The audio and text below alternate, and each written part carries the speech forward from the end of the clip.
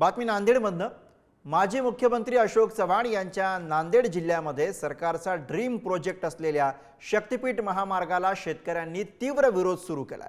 नांदेड जिल्ह्यामधील मालेगाव इथं शेतकऱ्यांनी बैठक घेऊन या महामार्गाला विरोध केला। कुठलीही गरज नसताना शक्तीपीठ महामार्ग कशासाठी? शेतकऱ्यांच्या तोंडचा घास काढून घेण्याचा हा घाट असल्याचा आरोप शेतकरी करतायत। खासदार अशोक चव्हाणांनी सुद्धा या महामार्गाला विरोध केलाय।